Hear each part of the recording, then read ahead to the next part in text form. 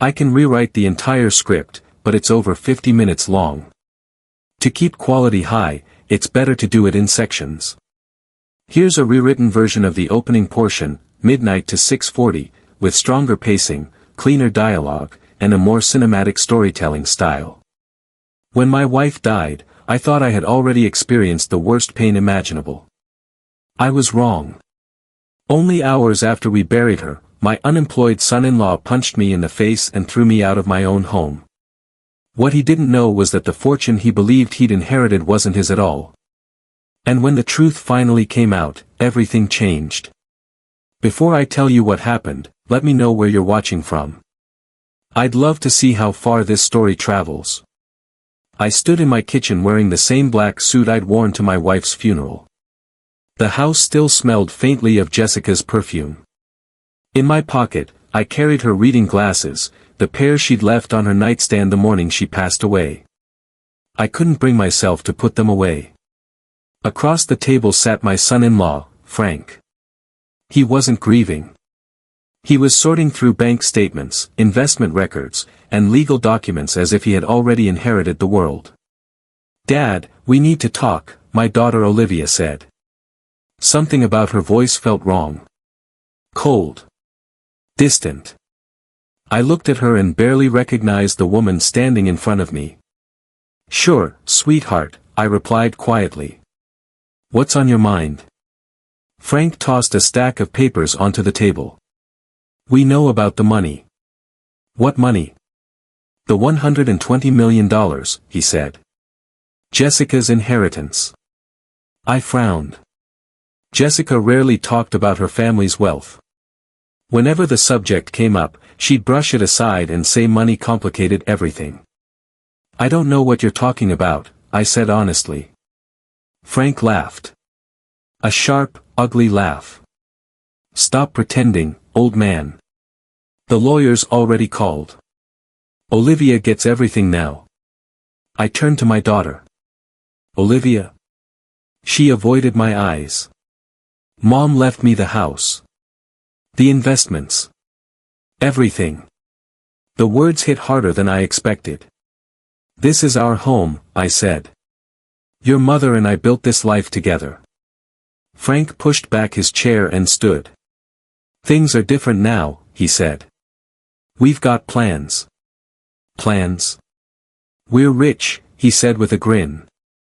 "Really rich." I stared at him. My wife had been gone less than a day. Frank continued. "We're thinking about remodeling. Maybe selling the place altogether." "This isn't some investment property," I said. "This is my home." "Was your home," Olivia corrected. For a moment, the room felt silent. The little girl I had raised, the one who used to run into my arms during thunderstorms, seemed completely gone. "I just buried my wife," I said. "Can we at least wait before having this conversation?" Frank's expression hardened. "No." He stepped closer. "You need to leave." I slowly stood. "At least show some respect." "What are you going to do?" he sneered. "Hit me?" "I don't want any trouble." "But you're leaving," he said. "Not today." The punch came out of nowhere. His fist slammed into my jaw. I stumbled backward into Jessica's china cabinet. The glass shattered. Her blue willow plates crashed across the floor. The sound echoed through the house like another funeral. Frank pointed at me.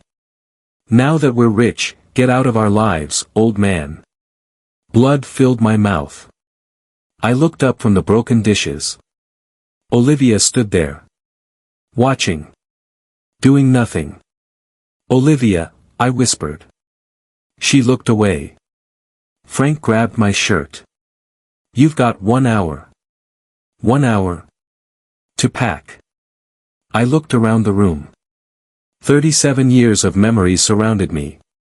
Wedding photos. Family holidays. Jessica's books. The couch where Olivia took her first steps. Everything that mattered.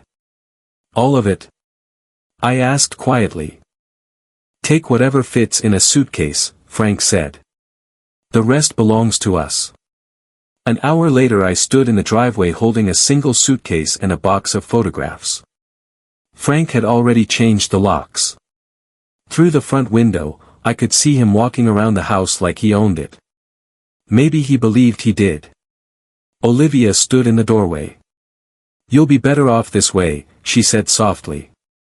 I looked at her one last time. "Your mother would be ashamed of you." For a split second, regret flashed across her face. Then Frank appeared behind her and wrapped an arm around her shoulders. The moment vanished. I climbed into my old pickup truck and drove away. In the rearview mirror, I watched them standing in the doorway of the home Jessica and I had spent nearly 4 decades building together. They thought they had won. They thought they were rich. They had no idea what was coming. If you'd like, I can also rewrite the entire script into a professional YouTube narration format with stronger hooks, shorter paragraphs, better retention, and more emotional impact.